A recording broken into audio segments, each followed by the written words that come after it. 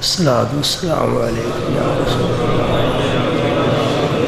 وعلی آلہ وصحبہ یا حبیب اللہ.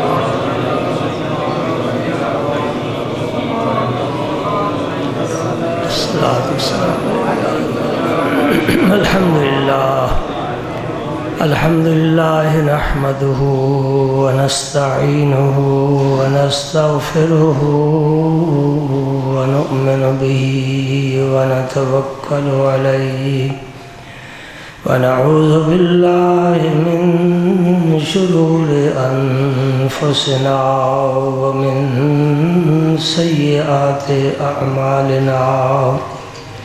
من يهده الله فلا مضل له ومن يضلل فلا هادي له.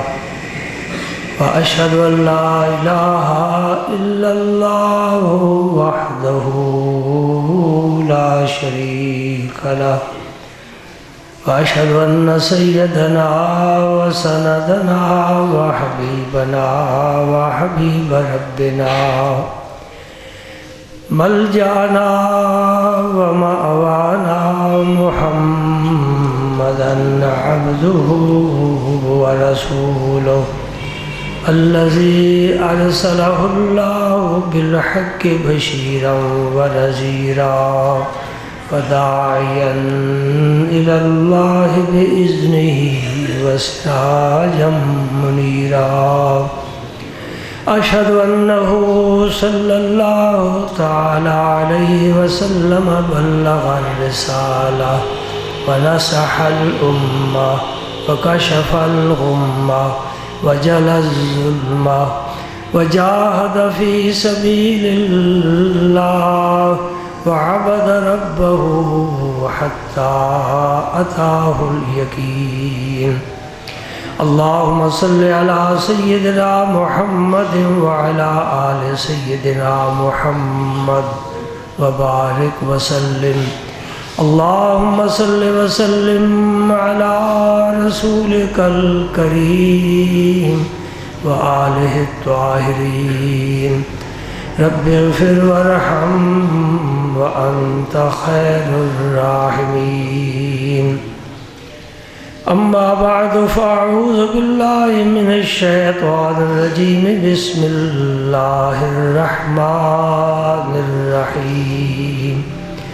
إن الله وملائكته يصلون على النبي يا أيها الذين آمنوا صلوا عليه وسلموا تسليما. اللهم صل على سيدنا محمد وعلى آل سيدنا محمد وبارك وسلم. اللهم صل وسلم على رسولك الكريم وآله الطاهرين. رب اغفر وارحم وأنت خير الراحمين.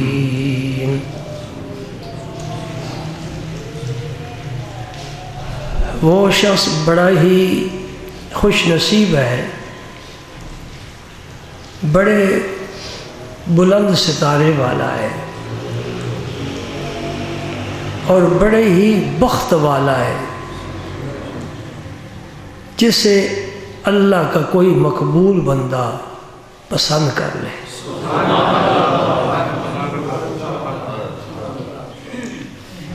اسرار محبت را ہر دل نبود قابل. در نیست بہر دریا زر نیست بہر کانے. ہر کان سونے کی نہیں ہوتی اور ہر دریا میں موتی بھی نہیں ہوتے اور ہر دل رب کی محبت کے قابل بھی نہیں ہوتا، ورنہ ابو بکر اور ابو جہل میں کوئی فاصلہ نہ ہوتا۔ فاصلہ ہے نا، کتنا؟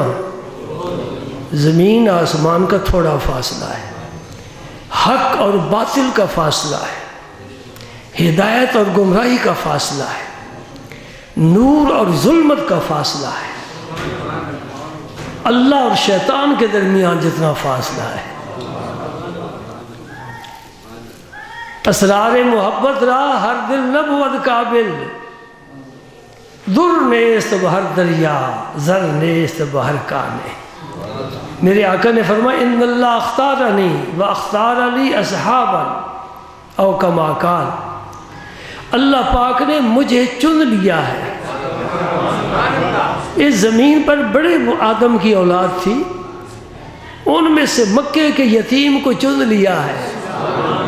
ساری دنیا ناراض ہو جائے، سورج مشرق کی بجائے مغرب سے طلوع ہو، سمندروں میں طوفان آئے، دریاؤں میں طغیانی آئے، جو کچھ ہو جائے، میں مکے کے یتیم کو دنیا کا سردار بنا کے چھوڑوں گا۔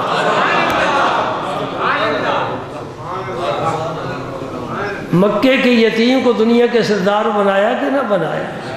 مسجد اقصی میں نبیوں نے سر جھکائے میرے نبی کے قدموں میں، فرشتوں نے جھک جھک کر سلام کیا، تیری عظمت کو سلام۔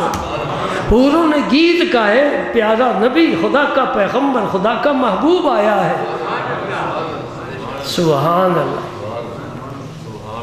اور پھر حضور کی صحبت کے لیے حضور فرماتے ہیں میری صحبت کے لیے پھر بندوں کو رب نے چن لیا۔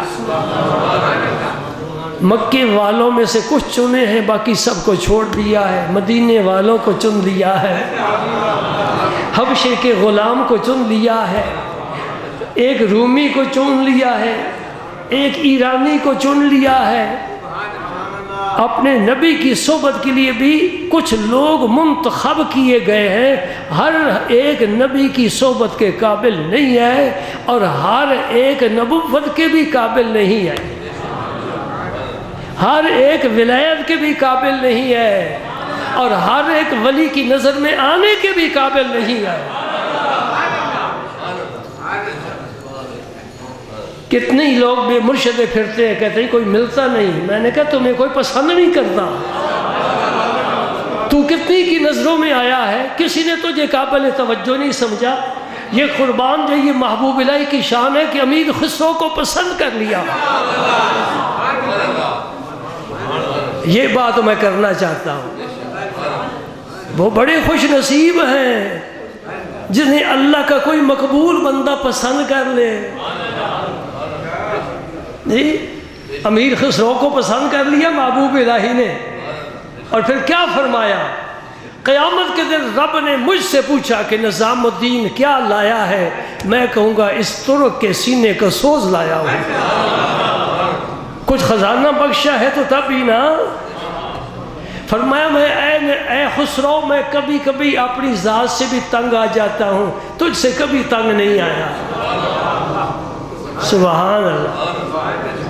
اے خسرو، اگر شریعت میں اجازت ہوتی میں وصیت کرتا کہ میری قبر میں خسرو کو دفن کیا جائے۔ یہی تو میں کہہ رہا ہوں نا، اس سبق کو یاد کرو۔ اسرار محبت را ہر دل نبود قابل، در نیست بہر دریا زر نیست بہر کانے۔ ہر کان سونے کی نہیں، ہر دریا میں موتی نہیں، اور ہر دل اس کی محبت کے قابل بھی نہیں۔ کسی کے ایک آنسو پر ہزاروں دل تڑپتے ہیں، کسی کا عمر بھر رونا یوں ہی بیکار جاتا ہے۔ سبحان اللہ۔ بڑے مضمون بھائی میرے سامنے آ گئے، لیکن میں تمہید میں وقت نہیں بسر کرنا چاہتا، وقت بہت تھوڑا ہے۔ میں ایک ایسی ہی شخصیت کا ذکر کرنا چاہتا ہوں جن کے یہ دن ہمیں یاد دلاتے ہیں۔ بعض نے 12 ذوالحج کہا ہے، یہ ایام تشریق ہے، وہ دن گزر چکا۔ بعض نے کہا 18 ذوالحج جو پرسوں ہے اتوار کو، بعض نے کہا 24 ذوالحج۔ ایک 3 قول ملے ہیں، اس سے علاوہ بھی ہوں گے علماء کی نظر میں۔ جو فقیر کی نظر میں آئے وہ پیش کر رہا ہوں۔ یہ 3 ایسی تاریخیں ہیں جب یہ آتی ہیں تو ہمیں ایک مظلوم اور شہید شہنشاہ کی یاد دلاتی ہے۔ ایسا شہنشاہ جس کو میرے مصطفیٰ نے اپنا تخت عطا فرمایا، اپنی 2 صاحبزادیاں عطا فرمائی، جنہیں حیا کا لقب دیا، جن پر سخاوت ختم ہے۔ رسول اللہ نے فرمایا لِكُلِّ نَبِيٍّ رَفِيقٌ وَرَفِيقِي یعنی فی الجنت عثمان۔ ہر نبی کا کوئی نہ کوئی رفیق ہوتا ہے، اور جنت میں میرا رفیق عثمان بن عفان، عثمان بن عفان، عثمان غنی رضی اللہ تعالی عنہ۔ چن لیا نا؟ یاد رکھو، ایک ہے صدیق، ایک ہے رفیق، ایک ہے صدیق وہ بھی رازدار نبوت ہے، ایک ہے رفیق وہ بھی رازدار نبوت ہے۔ فرق کیا ہے؟ نبی کی شانیں بے شمار ہیں، کوئی نبی کی کسی شان کا مظہر ہے، کوئی کسی شان کا مظہر ہے۔ جو صداقت کی شان کا مظہر ہوا وہ ابو بکر بن گیا، جو عدالت کی شان کا مظہر ہوا وہ عمر بن گیا، جو سخاوت کی شان کا مظہر ہوا عثمان بن گیا، جو شجاعت کی شان کا مظہر ہوا علی بن گیا۔ یہ شانیں میرے نبی کی ہیں، یہ ساری شانیں میرے رسول اللہ کی ہیں۔ میں نے تو مختصر بات کر دی ہے، بات کو لمبا کروں تو بڑی دور جاتی ہے۔ حضرت عثمان غنی رضی اللہ تعالیٰ عنہ کو بڑی بے دردی کے ساتھ اس محرم کے مہینے میں، کوئی بھی تاریخ، اس ذوالحج کے مہینے میں، تاریخ کوئی بھی ہو سکتی ہے، باغیوں نے محاصرہ کر لیا۔ اور یہ محاصرہ پتہ ہے کتنے دن جاری رہا؟ 49 دن۔ کسی کی آنکھ میں آنسو نہیں، کوئی دل نہیں تڑپتا۔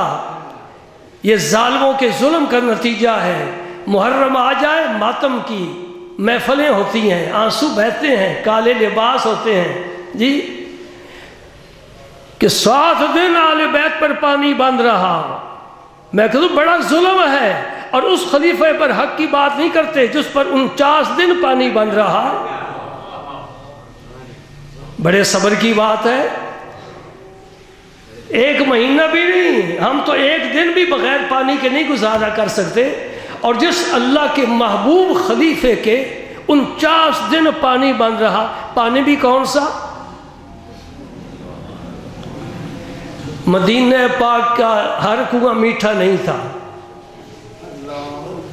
ایک کنواں میٹھا تھا، بیر روما اس کا نام ہے، بیر کنویں کو کہتے ہیں، یہ یہودیوں کی ملکیت میں تھا۔ تو یہودی دشمن ہے، اس دن بھی آج بھی، ہم سمجھے نہ سمجھے وہ ہمارا دشمن ہے۔ وہ کسی کو پانی بھرنے دیتے، کسی کو نہ بھرنے دیتے، تو مشکل تو آتی پیش۔ یہ مشکل حل پھر کون کرتا ہے؟ میرا نبی۔ یہ مشکل کس نے حل کی؟ میرے نبی نے۔ صحابہ کی جماعت ہے، فرمایا کوئی ہے تم میں سے جو کنواں خرید کر وقف کر دے؟ یہی عثمان غنی اٹھے، یہودی کے پاس گئے، مانگ کتنی قیمت مانگتا ہے؟ دوستو رب پیسہ دے، دولت دے، امارت دے، جی مال و دولت دے تو پھر دل بھی دے،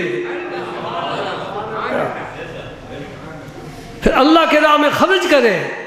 اور قرآن نازل کرنے والے کی قسم ہے، اللہ کے راہ میں خرچ کرنے سے مال بڑھتا ہے۔ تو میں قسم کھا کر کہہ رہا ہوں، تم تجربہ کر کے دیکھ لو، میرا رب کسی کو ادھار نہیں رکھتا۔ ہم 1 دانہ زمین میں دبا دیتے ہیں، اگتا ہے کہ نہیں اگتا؟ رب نے ضائع کر دیا؟ نہیں، رب تو کہتا ہے میں 7 بالیں اگاتا ہوں، تیرے 1 دانے کے بدلے مثل الذین ينفقون اموالهم فی سبیل اللہ کمثل حبۃ انبتت 7 سنابل فی کل سنبلۃ 100 حبہ واللہ یضاعف لمن یشاء۔ اللہ اللہ، واہ میرے کریم پروردگار، 1 دانہ تو نے زمین میں دفن کیا، رب پر ہاتھ بتا، میں 6 نہیں 5 نہیں 7 بالیں اگاتا ہوں، اور ہر بال پر 1 سٹہ لگاتا ہوں، ہر سٹے میں 100 دانہ ہے، تو نے مجھے 1 دانہ دیا، میں نے 700 دانے دے دیے۔ میرا ساتھ سودا کر کے دیکھ تو صحیح. سبحان اللہ. اور یہ 700 نہیں، واللہ یضاعف لمن یشاء، جس کے لیے رب چاہتا ہے پھر کئی گنا کر دیتا ہے. کہتا ہے فرشتوں اب حساب چھوڑ دو، بلا حساب دے. سبحان اللہ. واللہ یرزق من یشاء بغیر حساب، رب جسے چاہتا ہے بغیر حساب کے رزق دیتا ہے. یقین ہونا چاہیے، توکل ہونا چاہیے. حضرت عثمان غنی نے کہا مانگ، منہ بولی قیمت دینے کے لیے تیار ہوں. یہودی نے کہا کہ یہ امیر آدمی ہے، بڑا موقع ہے. انہیں جو قیمت مانگی عثمان غنی نے نقد ادا کر دی. حضور کی خدمت میں حاضر ہوئے، عرض کرتے ہیں یا رسول اللہ کنواں خرید لیا ہے، اب وہ مسلمانوں کے نام وقف. نمبر 2 سنتے چلو، اس کنویں کا پانی عثمان غنی تک نہیں پہنچ رہا ہے. جس عثمان نے خریدا ہے، وقف کیا ہے، باغی نے محاصرہ کر لیا، پانی نہیں پہنچنے دیں گے. مسجد نبوی شریف میں بھی آنے کی اجازت نہیں، نماز گھر ہی پڑھتے ہیں. مسجد تنگ ہوگی، اسلام پھیلا، دور دراز سے لوگ آئے. حضور نے فرمایا مسجد تنگ ہو گئی ہے، یہ نال کا جو پلاٹ ہے خرید کر کوئی مسجد کوئی توسیع کرے، میں اسے جنت کی ضمانت دیتا ہوں. تو یہ میری بات یاد رکھا کرو. اس زمین پر بیٹھنے والا نبی آسمانوں کی جنت کے سودے کیسے کر سکتا ہے؟ جنت تو رب نے بنائی ہے، رب کی جنت ہے، اور وہ جنت رب کی ہے تو رسول بھی رب کا ہی ہے نا. وہ جنت بنانے والا ہے، یہ جنت کو بسانے والا ہے. وہ دوزخ کو بنانے والا ہے، یہ دوزخ کو بجھانے والا ہے. میرا نبی جنت کو بساتا ہے. اگر سجدوں والے نہ پیدا ہوتے جنت ویران ہوتی. یہ جنت میں کون جائیں گے؟ جنہوں نے میرے نبی کے سامنے سجدے کیے ہیں، سر جھکائے ہیں. حضور نے انہیں سجدوں کی عادت ڈالی ہے. رات کیا دن کیا، جنگل میں ہے، گھر میں ہے، سفر میں ہے، حضر میں ہے، تنہا ہے، جماعت کے ساتھ ہے. اللہ اکبر، سبحان ربی الاعلی. جو بتوں کی پوجا کرتے تھے وہ اپنے رب کو پکارنے لگے. حضرت عثمان غنی کے لیے اس مسجد میں جانے کی بھی آج اجازت نہیں ہے. ظلم کی ہے کوئی انتہا، کوئی حد. کوئی نہیں کہتا کہ بڑا مظلوم تھا عثمان، بڑا ظلم کیا گیا، بڑی بے دردی سے شہید کی گیا. سن لے میرے دوست، اسد الغابہ کتاب ہے، فی اسد الغابہ فی معرفت الصحابہ، ابن اسیر کی. اس نے انہوں نے حدیث لکھی ہے. فرماتے ہیں کہ نبی کریم صلی اللہ علیہ وسلم نے فرمایا اے عثمان، تجھے ظلماً قتل کیا جائے گا، اور اس حال میں قتل کیا جائے گا جب تو قرآن پڑھ رہا ہوگا، اور تیرے خون کا قطرہ پہلا قرآن پاک کی اس آیت پر گرے گا، فَسَيَكْفِيكَهُمُ اللَّهُ. آج بھی ترکی میں وہ قرآن پاک محفوظ ہے. کوئی جا کر دیکھنا چاہے دیکھ لے. اسی آیت پر عثمان غنی کے خون کے قطرے کے آج بھی نشان موجود ہیں.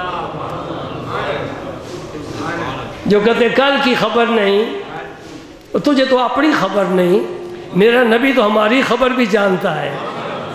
آج کے حالات بھی رسول اللہ نے بتائے ہیں. حضرت عثمان غنی کو فرمایا تیرا قطرہ خون کا قرآن پر گرے گا اور اس آیت پر گرے گا. اس آیت کا معنی کیا ہے؟ ان سے اللہ نبڑ لے گا، ان سے اللہ نبڑ لے گا جو تیرے ساتھ ظلم کریں گے. سنو، ان دنوں میں عبداللہ بن سلام رضی اللہ تعالیٰ عنہ کو حضرت عثمان غنی نے طلب فرمایا، ملاقات کے لیے بلایا، کچھ بات کرنا چاہتے تھے. سبحان اللہ. عبداللہ بن سلام مدینہ پاک کے رہنے والے یہودیوں کے عالم تھے. حضور تشریف لائے، انہوں نے زیارت کی. پہلے زیارت میں ہی دل کی دنیا بدل گئی. اب ظاہر بدلو نہ بدلو، اندر بدل جائے. تیرا ظاہر خود بخود بدل جائے گا. اندر بدل جائے، ظاہر خود بخود بدل جائے گا. ظاہر پر پوچھا پاچی کی جائے، اندر بت سجائے ہوں، کیا فائدہ ہے؟ جس طرح کعبے کے اندر بت تھے، کعبے پر غلاف ڈالا ہوا ہے، اندر بت ہیں، اس کا کوئی فائدہ نہیں، اندر بدلنا چاہیے۔ میرے دوستوں میری بات سمجھ رہے ہو؟ اندر بدلنا چاہیے، اندر بدلنا چاہیے۔ پہلے تو مکان کو خالی کرنا، جھاڑو دے، چھڑکاؤ کر، جی پھر کسی مہمان عزیز کا انتظار کر، کوئی مہمان آ ہی جائے گا نا۔ سبحان اللہ۔ عبداللہ بن سلام یہودی کے عالم تھے، اسلام لانے کے بعد مسلمانوں میں بڑی عزت پا گئے۔ حضور نے انہیں زندگی میں جنت کی بشارت سنائی، ان کو بلایا، حاضر ہوئے، سلام پیش کیا، فرمایا یہ کھڑکی دیکھ رہے ہو میرے کمرے کی؟ حضور میں دیکھ رہا ہوں۔ فرمایا اس کھڑکی سے میرے نبی پاک صلی اللہ علیہ وسلم نے مجھے اپنی زیارت سے مشرف فرمایا۔ یہ آپ کی شہادت کا دن ہے، آخری دن ہے۔ اور حضور نے فرمایا عثمان تو اگر چاہے تو ہم تیری مدد کریں، اور اگر چاہتا ہے تو پھر روزہ جنت میں ہمارے ساتھ کھولنا۔ سبحان اللہ۔ اور حضور نے ایک ڈول پانی کا لٹکایا، میں پیاسا تھا کتنی دنوں سے، 49 دن ہو گئے پانی نہیں ملا، میں نے وہ پانی پیا، اپنی پیاس بجھائی، تو میں نے عرض کیا یا رسول اللہ اب مجھے اس دنیا میں رہنے کی کوئی خواہش نہیں، مجھے اب اپنے پاس بلا لو۔ تو اس دن روزہ رکھا تو اپنی بیوی صحبہ سے کہا کہ میرے روزے کا گواہ بن جا۔ بیوی صاحبہ نے کہا بھئی روزہ عبادت ہے، اس کی گواہ بننے کی کیا ضرورت ہے؟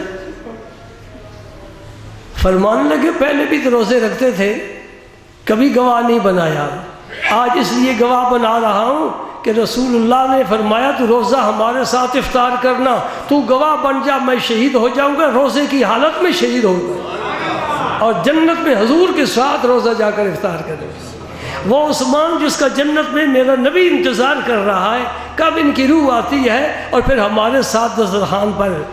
سبحان اللہ، یہ ہے حضرت عثمان ہے۔ 2 صاحبزادیاں یکے بعد دیگرے حضور نے عطا فرمائی۔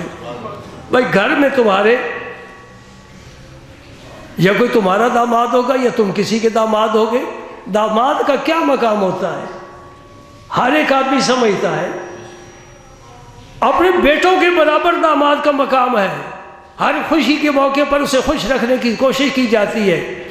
نبی کریم صلی اللہ علیہ وسلم نے پہلے ان کا نکاح اپنی صاحبزادی صاحبہ سے فرمایا، ان کا نام ہے حضرت رقیہ رضی اللہ تعالی عنہ۔ نئے نئے نام ڈھونڈتے ہو بچوں کے، جب بھی نام ڈھونڈنا ہو رسول اللہ کی محفل میں جایا کرو، تمہیں بڑے پیارے نام مل جائیں گے۔ ٹی وی پر نام سن کر نہ رکھا کرو، وہ نام رکھو جو میرے نبی کی زبان پر آئے ہیں، تیرے گھر میں برکت ہوگی۔ رقیہ ہمارے جامع میں بچیاں پڑھتی ہیں نا، کبھی میں رجسٹر دیکھتا ہوں تو نام دیکھ کر میں بڑا حیران ہوتا ہوں، نہ مجھے ان کا معنی آتا ہے۔ میں نے کہا بیٹا یہ تمہارا کس نے نام رکھا ہے؟ یہ دادی اماں نے رکھا ہے۔ میں کہا وہ دادی اماں تو پرانے زمانے کی، وہاں سے کوئی نام لاتی، یہ نام جدید ہے، دادی اماں پرانی ہے، کوئی جوڑ نہیں جوڑتا۔ نئے نئے نام جن کا کوئی معنی ہی نہیں۔ نبی پاک نے بعض نام تبدیل کیے ہیں، فرمایا تیرا کیا نام ہے؟ یہ حزن، فرمایا نہیں سہل، تیرا نام بدل دیا۔ جو نام اچھے معنی والے نہیں تھے حضور نے تبدیل فرمائے۔ الحمدللہ میں نے بھی یہاں کچھ لوگوں کے نام بدلے ہیں، بڑی عمر کے ہو کر بھی ان کے نام بدلے ہیں۔ سرکار کی سنت کچھ ادا ہوگی نا۔ بعض لوگ پکے ہو گئے، انہوں نے نہیں بدلا، کوئی بات نہیں، میں نے تو کہہ دیا نا، سمجھا دیا۔ ایک ایسا بدبخت انسان گزرا ہے جس نے میرے رسول پاک کی تعظیم نہیں کی، اس کا نام کسی نے اگر رکھ لیا وہ نام ضرور بدلنا چاہیے۔ وہ بے ایمان تھا، گستاخ تھا، ایران کا بادشاہ تھا، بے ایمان ہی مرا ہے۔ اس نے رسول پاک کے خط مبارک کے ٹکڑے ٹکڑے کر دیے تھے۔ حضور نے فرمایا اس بدبخت نے میرے خط کے ٹکڑے نہیں کیے، اس نے اپنے ملک کے ٹکڑے کر دیے۔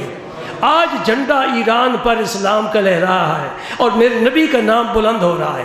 اس کا نام مٹ گیا، شہنشاہت ختم ہو گئی، بادشاہت خاک میں مل گئی، میرے نبی کے غلاموں کا فیض۔ سبحان اللہ۔ حضرت رقیہ ان کا وصال ہوا ہے سن 2 ہجری میں۔ کس دن؟ جس دن بدر فتح ہوا، غزوہ بدر میں مسلمانوں کو اللہ پاک نے عظیم شاندار فتح عطا فرمائی۔ حضور نے قاصد کو بھیجا، دوڑ کر جاؤ، جلدی جاؤ مدینہ پاک، جو مسلمان ہیں انہیں جا کے فتح بدر کی مبارک دو۔ جب وہ مدینہ پاک آیا تو حضرت رقیہ رضی اللہ تعالی عنہا کا جنازہ اٹھایا جا رہا تھا، اس دن انتقال ہوا۔ عثمان غنی بدری صحابہ میں شامل ہے، بدر میں گئے نہیں۔ ایک نقطے کی بات ہے، حضور نے فرمایا عثمان تم گھر پر رہو، تمہاری اہلیہ علیل ہے، مزاج درست نہیں ہے، تو تیمارداری کے لیے تم گھر پر رہو۔ بدر میں شامل نہیں ہوئے، میرے نبی نے فرمایا تجھے بدر کا ثواب بھی ملے گا، مال غنیمت بھی ملے گا، اور بدری صحابہ میں تیرا نام بھی شامل ہوگا۔ جی میرا نبی اتنا مجبور ہو کر نہیں آیا، تو اپنے گھر میں اختیار رکھتا ہے نا، یہ بیچ دے، یہ خرید لے، جی کسی غیر کو گھر میں نہ آنے دے، گھر والوں کو باہر نہ نکلنے دے، تو گھر میں اختیار رکھتا ہے۔ تو نبی اس زمین پر آیا، خدا کا آخری رسول بن کر آیا، نبیوں کا سردار بن کر آیا، تو امت کا غمخوار بن کر آیا، اسے رب نے کوئی اختیار ہی نہیں دیا۔ جا بھائی جا، یا اللہ میں وہاں جا کر کیا کروں، مجھے کوئی اختیار ہی نہیں۔ وزیر اعلیٰ بنا دیا شہباز شریف کو، اور زرداری صاحب نے کوئی اختیار نہیں دیا۔ وہ کیسے اپنے صوبے میں کام کریں گے؟ جو بھی کوئی نائب ہوتا ہے، جتنا بڑا کوئی ہو اس کا بڑا نائب ہوتا ہے، جو بڑا ہو اس کا بڑا نائب ہوتا ہے، اس کو اتنے ہی اختیار ملتے ہیں۔ جو اللہ اکبر ہو، سب سے بڑا ہو، زمین و آسمان کا مالک ہو، سب خزانوں کا مالک ہو، اس کا جو نائب ہوگا وہ بھی اتنا ہی بڑا ہوگا۔ الحمدللہ رب العالمین، حمد و ثنا کرتے ہیں اس اللہ کے لیے جو رب العالمین ہے، عالمین کا رب ہے۔ وما ارسلناک الا رحمتا للعالمین، وہ عالمین کا رب ہے، یہ عالمین کا رسول ہے۔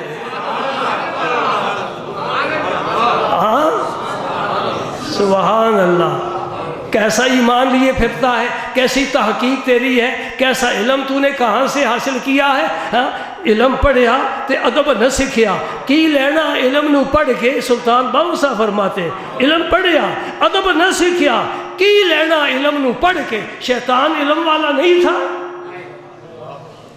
ہاں علم وہ ہے جس میں ادب ہو، عالم وہ ہے جو ادب والا ہو، بات کرے تو ادب والی کرے، لوگوں کو ادب سکھائے، وہ علم ہے۔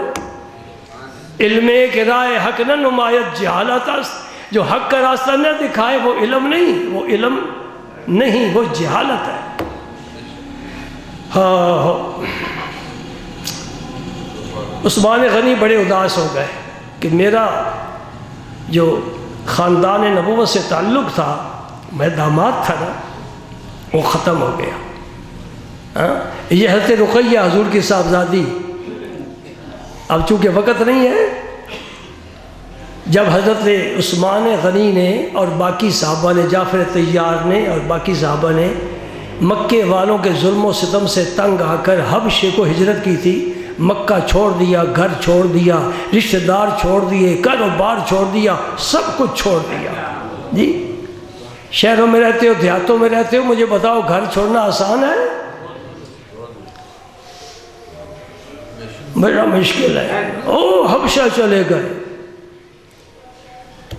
حضرت رقیہ نبی پاک کی صاحبزادی صاحبہ، اللہ اللہ، میں کہتا ہوں حوریں بھی اتنی نزاکت والی نہیں ہوگی جتنی میرے رسول کی صاحبزادیاں، شان اور مرتبے کے لحاظ سے وہ بھی حبشہ جا رہی ہیں۔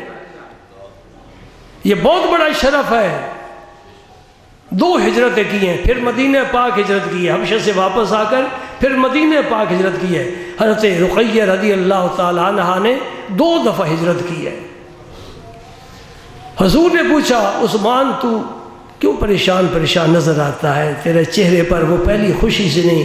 یا رسول اللہ آپ کی وہ برکت مجھے نہیں حاصل، میں گھر جاتا تھا، حضرت رقیہ مجھے خندہ پیشانی سے ملتی، میں سلام کا جواب دیتا، مجھے خوشی اس بات کی ہوتی کہ رسول اللہ کی صاحبزادی صحبہ کے پاس میں آیا۔ حضور نے پھر دوسری صاحبزادی حضرت ام کلثوم کا نکاح ان سے کر دیا۔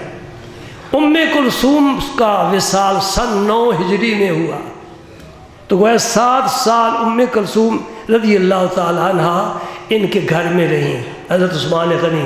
اس وجہ سے حضرت عثمان غنی کو کیا کہتے ہیں؟ ذوالنورین، 2 نوروں والا،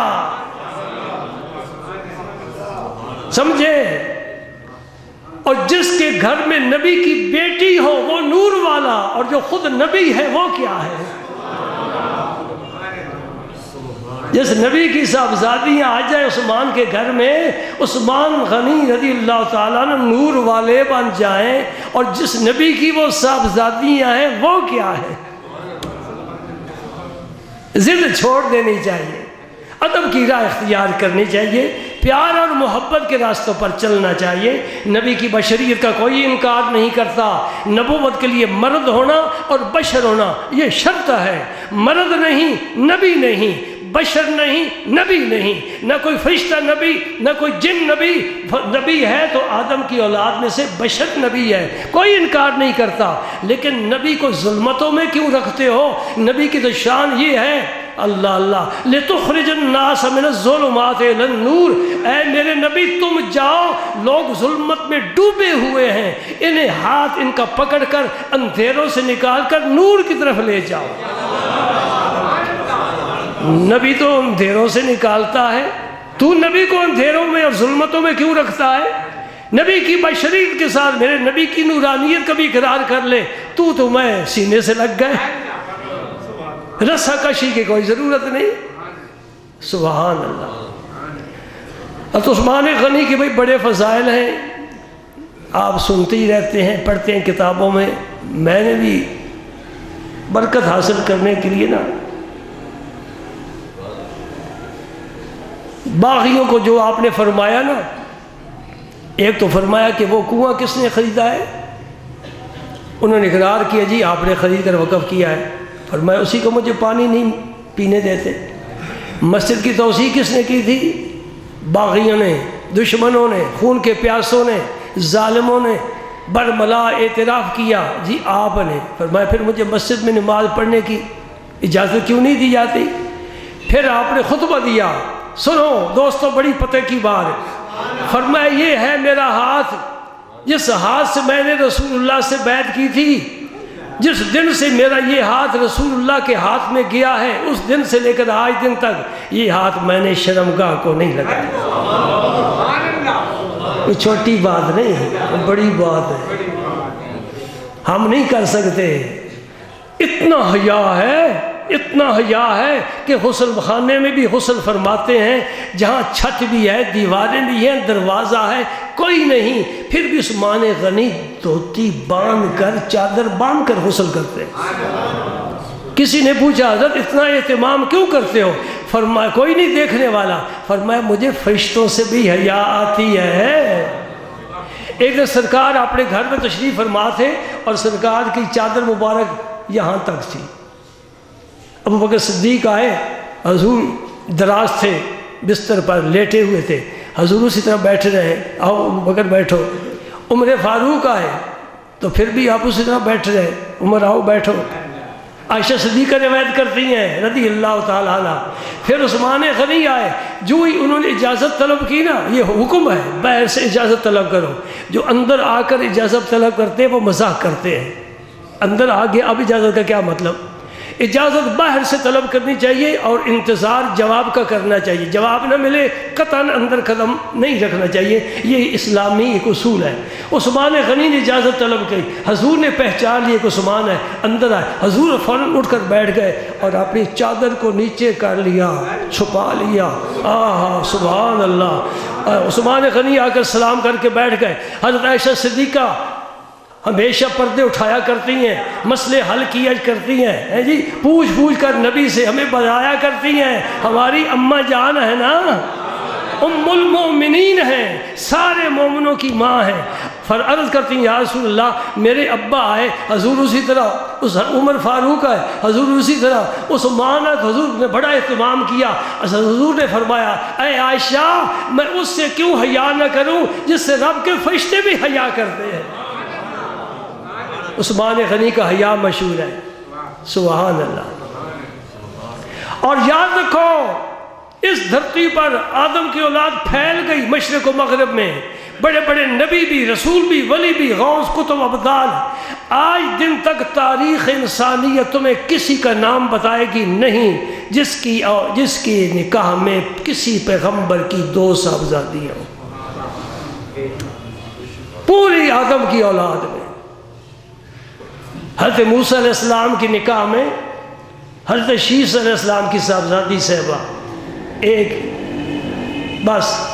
جناب علی المرتضیٰ رضی اللہ تعالیٰ عنہ ان کے نکاح میں حضور کی ایک صاحبزادی صاحبہ، اگرچہ وہ ہزاروں پر بھاری ہیں، یہ بھی میں اعتراف کروں گا، اگرچہ وہ لاکھوں پر بھاری ہیں، اگرچہ وہ کروڑوں پر بھاری ہیں، اگرچہ پوری امت پر بھاری ہے. سبحان اللہ. انما یرید اللہ لیذھب عنکم الرجس اہل البیت ویطہرکم تطہیرا. سبحان اللہ. رب پاک کرنے والا ہے. بچہ برتن دھوئے، کپڑا دھوئے تو اپنی طاقت کے مطابق، بی بی نے کپڑا دھویا تو اپنی طاقت کے مطابق نچوڑا، دھوبی نے دھویا تو اس کے دھونے کا انداز الگ ہے. اور جس سے رب پاک کرے وَيُطَهِّرَكُمْ تَطْهِيرًا. بھائی وقت ختم ہو گیا، ایک مسئلہ سن لو تو پھر نماز پڑھتے ہیں. آپ کے گھروں میں آج کل ماشاءاللہ ہاتھ چونکہ ذرا ہو گئے نا نازک، واشنگ مشینیں آ گئی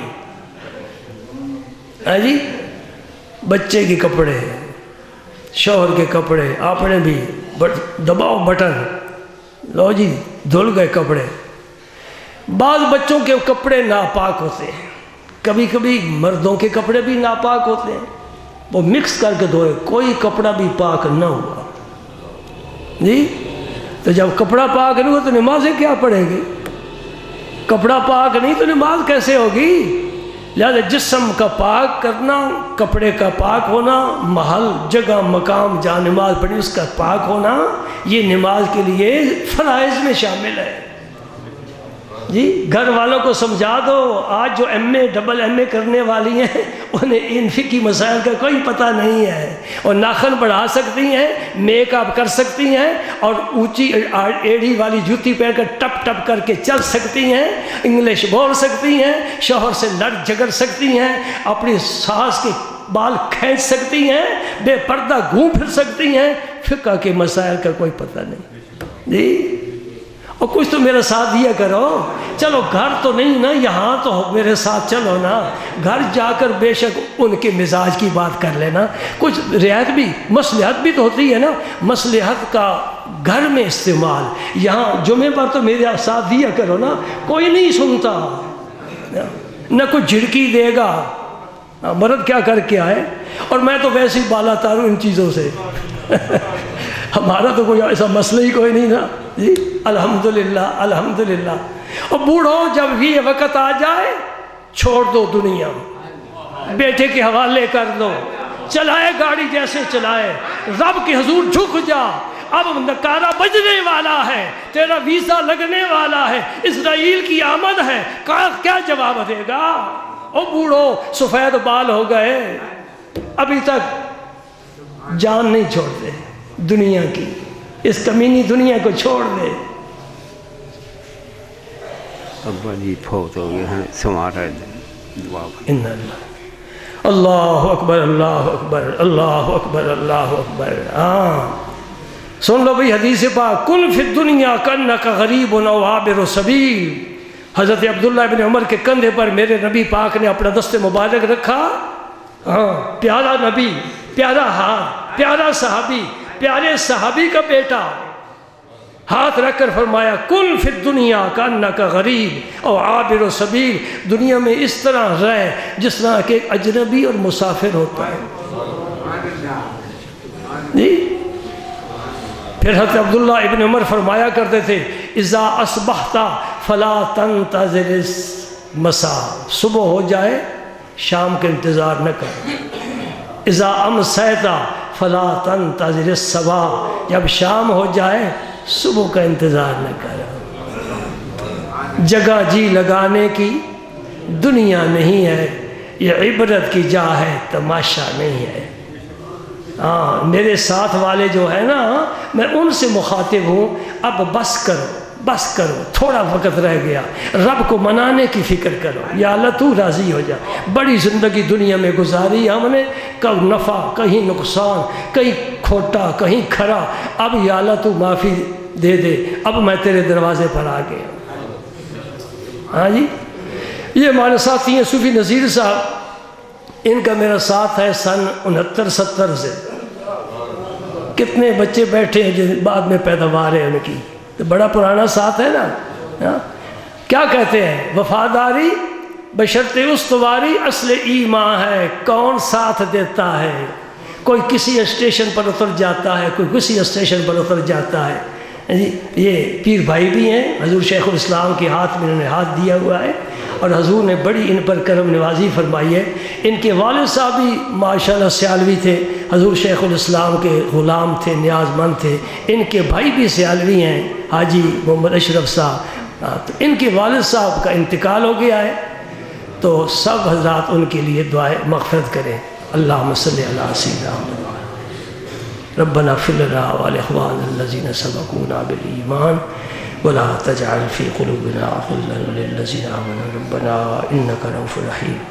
اللهم اغفر لأمة سيدنا محمد صلى الله عليه وسلم واغفر لجميع المؤمنين والمؤمنات والمسلمين والمسلمات الأحياء منهم والأموات برحمتك يا أرحم الراحمين. سنت اللہ فرمان.